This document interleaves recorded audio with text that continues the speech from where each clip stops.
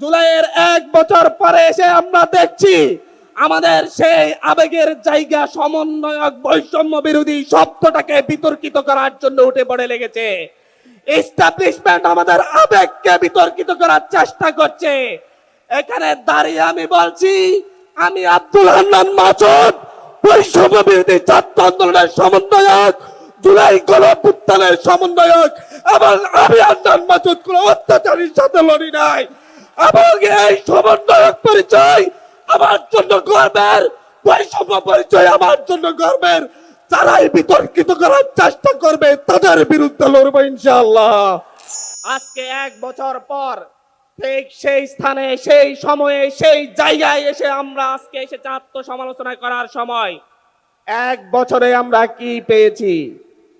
1 বছরে আমরা কি পেয়েছি? আমরা না পেয়েছি আমাদের সঠিক স্বাধীনতা, আমরা না পেয়েছি ন্যায় বিচার, আমরা না পেয়েছি আমাদের মানবিক অধিকার। আজকে তাই এখানে দাঁড়িয়ে আমাকে বলতে হচ্ছে, দুঃখের সাথে লজ্জার সাথে বলতে হচ্ছে, আজ আমরা ক্ষমা চেয়ে নিচ্ছি আমার রাষ্ট্র পুনর্গঠনের সেই সেনা অফিসারদের কাছে, তাদের পরিবারদের কাছে, যারা বিডিআর বিদ্রোহের নামে রাষ্ট্রীয় হত্যাযজ্ঞের শিকার হয়েছে।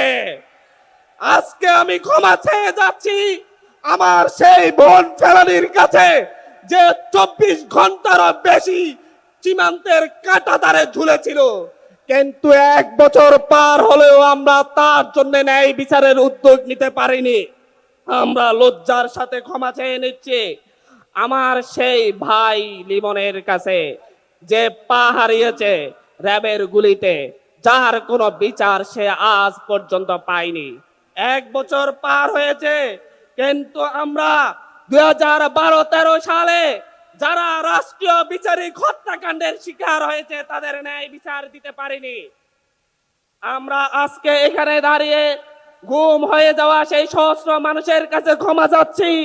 ইলিয়াস আলী, আমান আজমি সহ যারা গুম হয়ে দীর্ঘদিন যাবৎ যারা গুম হয়েছিলেন, আমরা আজকে এখানে আমাদের সেই দর্শিতা বোনদের স্মরণ করছি, নুসরাত তনুদের, যাদেরকে আজ পর্যন্ত ন্যায় বিচার আমরা দিতে পারিনি।